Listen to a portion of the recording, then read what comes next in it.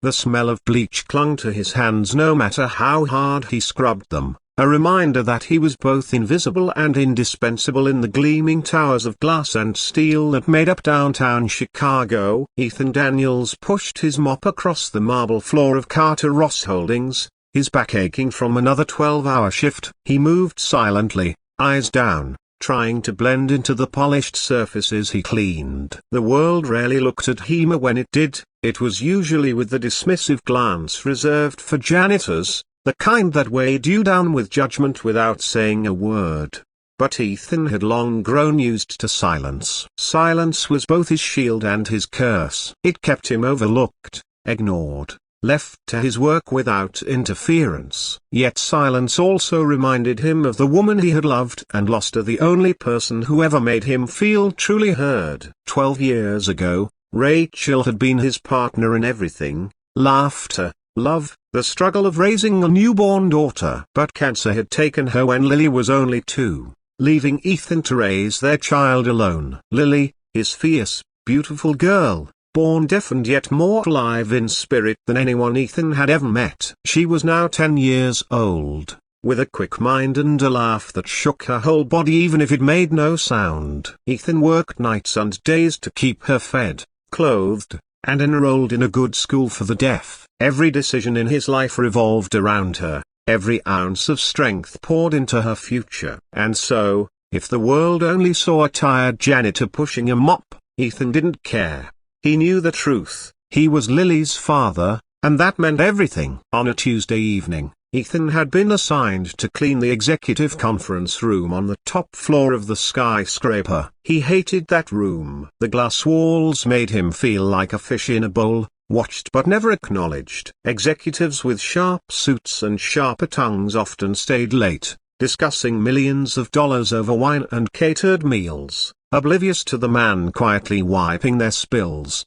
That night, the room was empty when he arrived. He pushed his cart inside and began arranging the chairs. His mind was far away, replaying the memory of Lily signing to him that morning about a dream she had, something about flying above the city, the lights twinkling below like fireflies. She told him she wanted to be a pilot someday. Ethan had smiled and signed back that she could be anything she wanted. Even as doubt twisted in his chest, he kept his smile. The click of heels echoed in the hallway. Ethan straightened, instinctively shrinking back. A woman entered the conference room, her presence so commanding that the air itself seemed to shift. Tall, elegant, with chestnut hair tied in a perfect knot, she wore a navy suit that screamed authority. Ethan recognized her instantly: Margaret Ross, CEO of Carter Ross Holdings. She was known as the Ice Queen among employees, a woman whose brilliance and ruthlessness had built the company into a global empire. Rumor said she had no time for weakness, no patience for mistakes.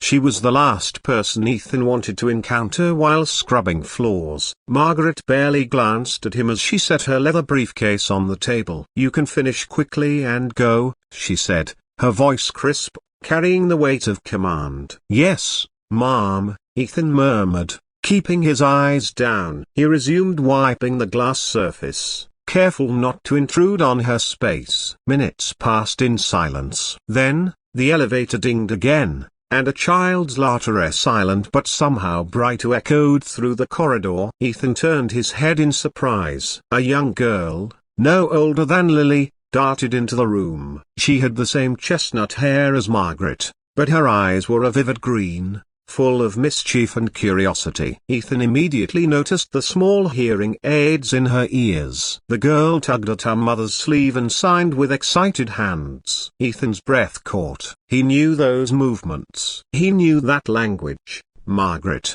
however, looked flustered. She attempted to respond, but her gestures were clumsy, hesitant. The girl frowned, her hands moving faster, more frustrated now. Margaret sighed, clearly overwhelmed. "Sweetheart, I told you to wait in my office," she said aloud, her tone firm. The girl shook her head, still signing, her eyes flashing with impatience. Ethan stood frozen, torn between instinct and caution. He had been told countless times by supervisors, Stay quiet. Do your job. Don't interfere. But the child's hands, the unspoken words in the air, pulled at him like a current too strong to resist. Before he realized it, he lowered his mop, lifted his hands, and signed. "What's wrong?" The girl's face lit up instantly. She rushed toward him, her fingers flying as she signed with relief. Ethan understood every word. She had been trying to tell her mother about something she saw out the window where a bird nesting on the ledge,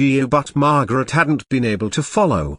Ethan crouched to her level, signing back with patience and warmth. The girl giggled soundlessly, nodding eagerly, her frustration melting away. For a moment, it was just the two of them, an unspoken connection forged through hands and eyes, through a language that gave sound to silence.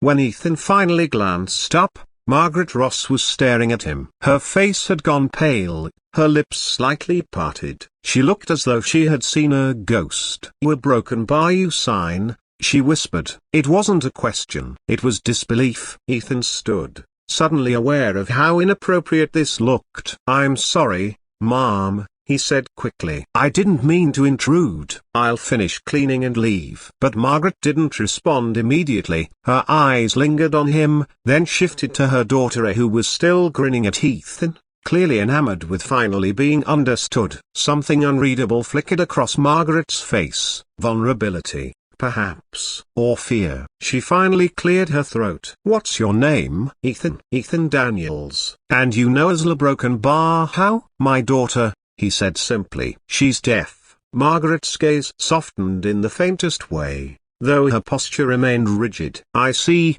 she murmured. Then, as if regaining her armor, she straightened. "Thank you for helping. You can go now." Ethan nodded, gathering his supplies, though his heart was pounding. He knew he had crossed an invisible line. Janitors weren't supposed to draw attention, let alone interact with the CEO's child. But as he wheeled his cart out, he couldn't shake the image of Margaret Ross, the untouchable Shah, staring at him not with disdain, but with something far more complicated. That night, when Ethan returned to their small apartment, Lily greeted him with a hug that nearly knocked him off his feet. She signed quickly, asking about his day, about dinner, about everything at once. Ethan smiled, answering her with practiced patience, hiding the storm inside him, because for the first time, he had seen something in Margaret Ross's eyes that unsettled him. Not just surprise, not just curiosity. It was recognition, as if she, too, knew what it meant to live in silence.